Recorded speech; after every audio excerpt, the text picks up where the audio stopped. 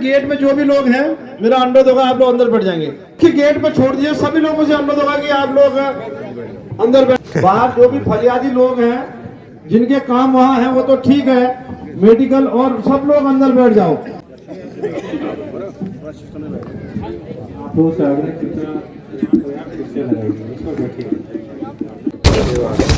कितने पैसे में हो जाएगा? कितना पैसा कितना ज़्यादा 60-70 हज़ार।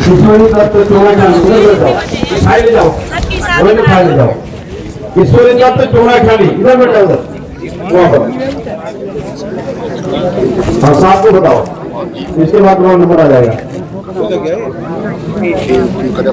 क्या कर दिया सब 2 दिन के अंदर सीएम सबसे आग्रह करके आपका जल्दी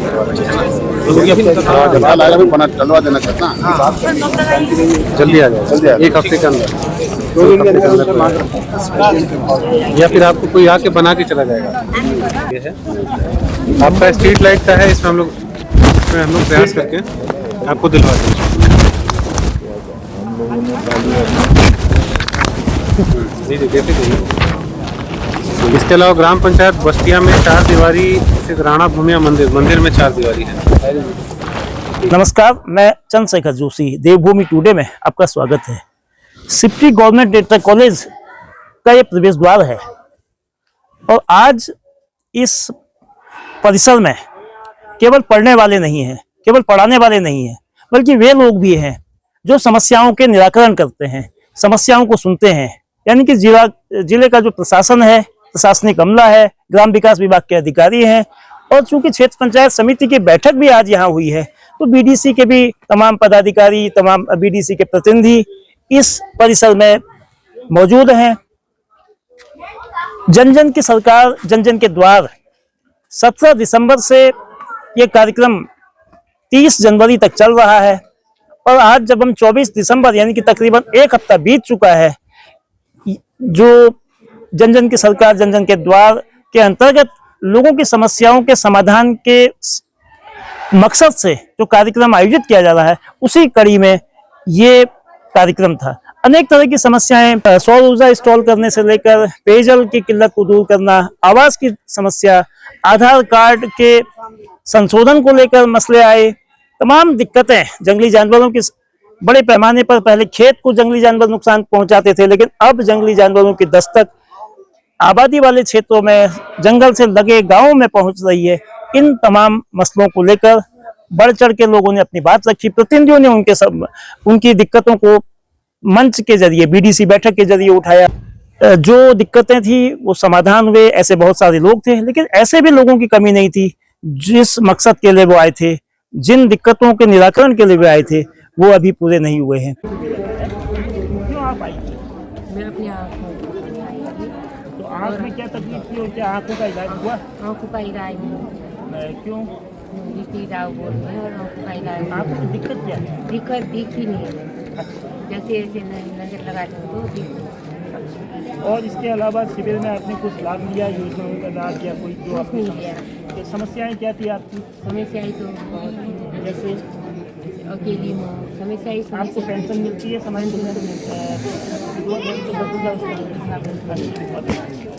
और क्या दिक्कत है? और दिक्कत अब ऐसे है, संग में कोई नाम नहीं, या कोई नक्शा वगैरह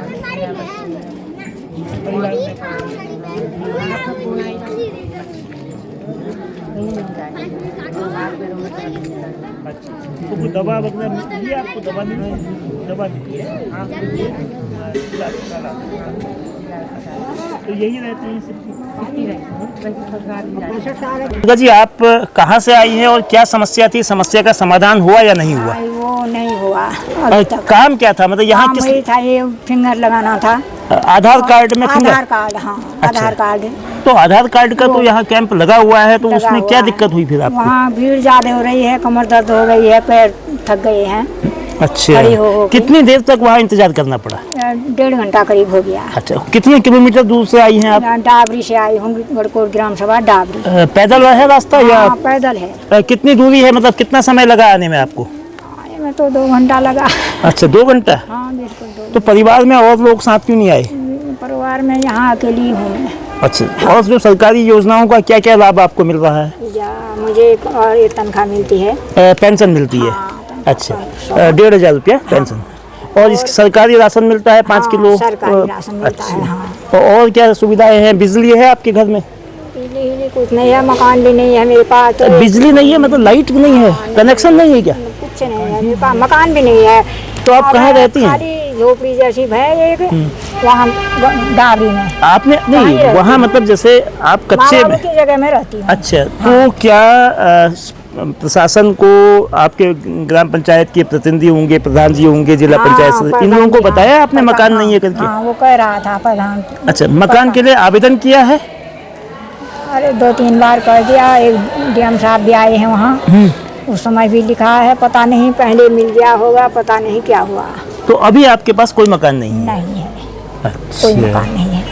तो इस बार समस्या आपने अभी, जैसे डीएम साहब यहाँ आए हैं, जिलाधिकारी मनीष कुमार जी आए हैं, तो आपने उनसे या बीडीओ साहब से, सीडीओ साहब से किसी से कोई बात नहीं कही? एक बार तो कहीं वहाँ डाबरी में आए थे। अच्छा। और फिर वैसा ही तो हो गया, फिर कहाँ जाऊँ आज आई तो अब ये इसीलिए आई हूँ, ये ज़्यादा काम यही हुआ। अब जैसे आपका यहाँ काम नहीं हुआ आधार वाला, आपको इंतजार करना पड़ा, तो आप मायूस लौट रही है, तो अब कैसे सही कराएंगे जो फिंगर की समस्या है?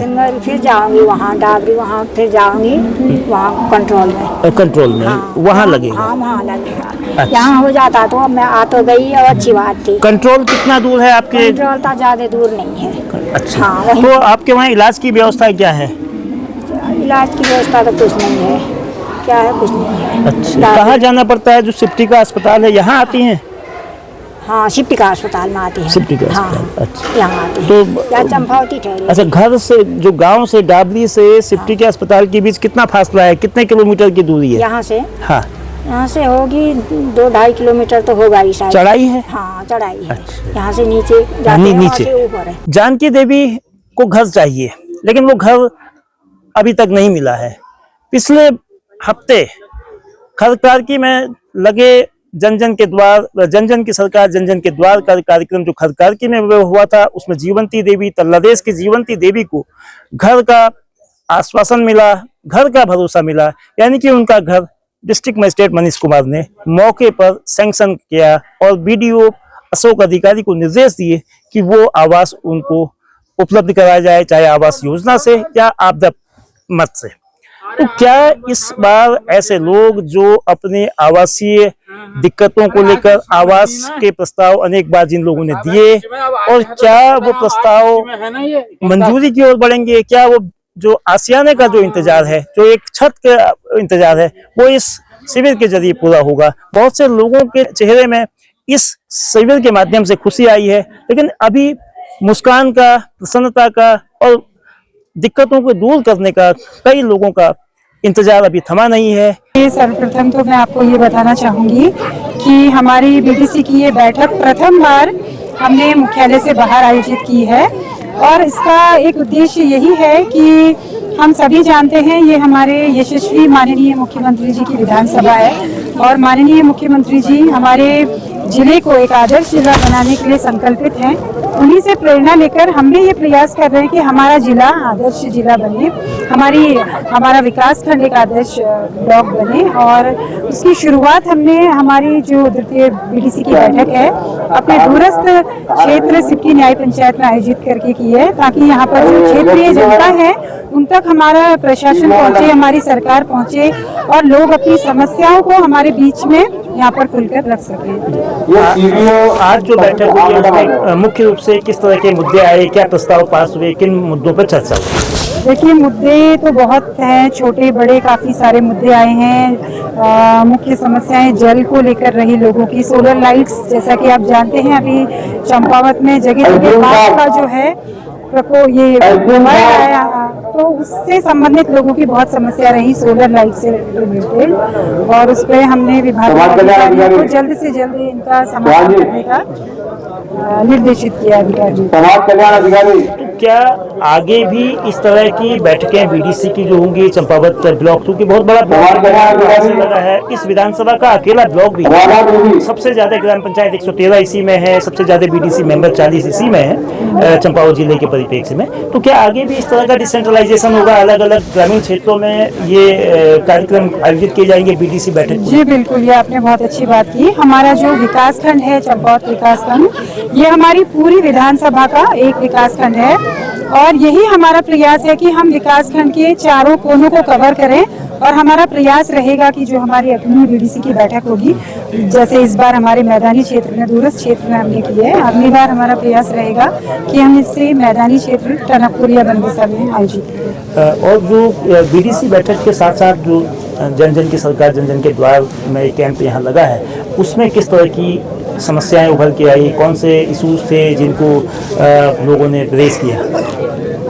इसमें देखिए मुख्यतः ये प्रमाण पत्र बनाने की समस्याएं आ रही हैं, आधार कार्ड हैं, लोगों की पेंशन से रिलेटेड प्रॉब्लम्स आ रही हैं और सुरक्षा दीवारों की काफ़ी सारी लोगों की समस्याएं हैं और पानी की हैं, स्वास्थ्य की हैं और माननीय हमारे जिलाधिकारी महोदय जो कि बहुत ही कर्मठ हैं, उनके द्वारा यहाँ पर समस्याओं का यहीं पे समाधान किया जा रहा है। आज 24 दिसंबर को सिफ्टी न्याय पंचायत क्षेत्र में हुआ, जीआईसी सिफ्टी में, और साथ में ही एक बीडीसी बैठक जो ब्लॉक डेवलपमेंट काउंसिल की बैठक भी हुई। आमतौर पे बीडीसी की बैठक मुख्यालय में होती है, लेकिन ये पहली बार ऐसा हुआ है कि विकास को डिसेंट्रलाइज करने के लिए, गांवों तक पहुंचाने के लिए, गांव की समस्याएं क्या है मौके पर से जानने के लिए ये प्रयोग किया गया है। जिलाधिकारी मनीष कुमार साहब हमारे साथ हैं, किस तरह के मुद्दे उठाए सीधे उनसे जानते हैं। डीएम सर, जो जन जन की सरकार जन जन के द्वार कार्यक्रम चल रहा है, इसमें किस तरह के मुद्दे, किस तरह की समस्याएं मुख्य रूप से सामने आई हैं?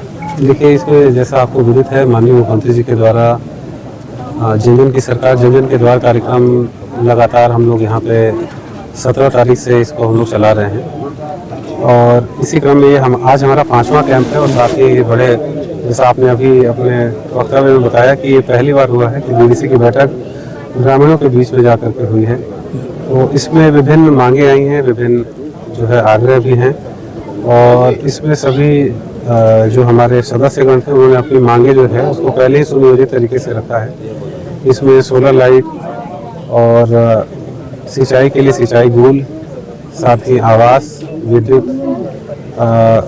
जो है विद्युतीकरण के लिए मांग, इसके अलावा सड़कों की मांग, पर्यटन जो क्षेत्र हैं पर्यटन क्षेत्रों को डेवलप करने की मांग और इस तरह से अनेकों जो है मांगे जो है वो रखी गई है। साथ ही कुछ एक विषयों पर जैसे आधार कार्ड में जो आधार कार्ड है उसको ठीक करना, पेंशन बनना, ये सारी चीज़ें भी सभी आई थी। आज साथ ही साथ हमारा माल्टा महोत्सव भी था जो कि स्थानीय उत्पादों को प्रोत्साहित और प्रचारित करने के लिए था, उस पर भी जो है कार्य किया जा रहा है। साथ ही स्कूल के बच्चों के द्वारा भी यहाँ पे मैंने अभी स्कूल का भ्रमण किया, उनके द्वारा भी मांगे उठाई गई, विद्यालयों में 4 दीवारी करने की मांग।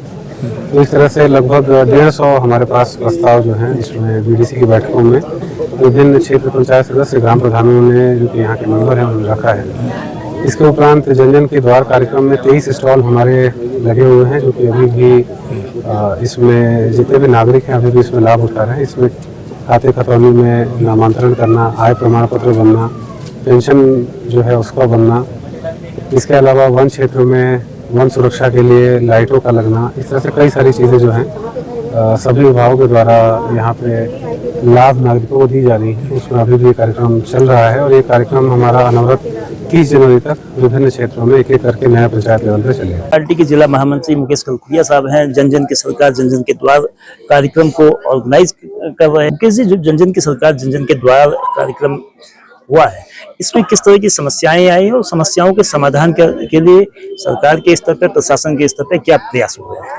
सबसे पहले तो मैं आपके चैनल को बहुत बहुत धन्यवाद दूंगा कि आप पूरे जिले में हमारी भारतीय जनता पार्टी की सरकार की उपलब्धियों को जन जन तक पहुंचा रहे हैं। हमने उसका नाम ही जन जन के सरकार जनता के द्वार हमने उसका नाम ही दिया है। यहाँ पर हमारी मूल रूप से पूरे प्रदेश के अंदर प्रत्येक न्याय पंचायतों में बहुउद्देशीय शिविर के रूप में जन जन की सरकार जनता के द्वार करके कार्यक्रम लग रहे हैं। और इन कार्यक्रमों में समस्या क्या आ रही है? समस्याएं तो सारी माननीय मुख्यमंत्री द्वारा इस प्रदेश में बड़ी समस्या तो कोई रखी नहीं है। जो बड़े रोडों के काम हो या नदी नाले हो या पुल हो, कहीं भी बड़े स्कूलों के कार्य हो, इस तरह के कार्य तो कुछ आ नहीं रहे। यहाँ पर समस्या क्या आ रही, आम जनता जो प्रत्येक व्यक्ति हमारे जिले प्रशासन तक नहीं पहुंच पाता है। उसमें मूल रूप से दिव्यांग पेंशन, वृद्धा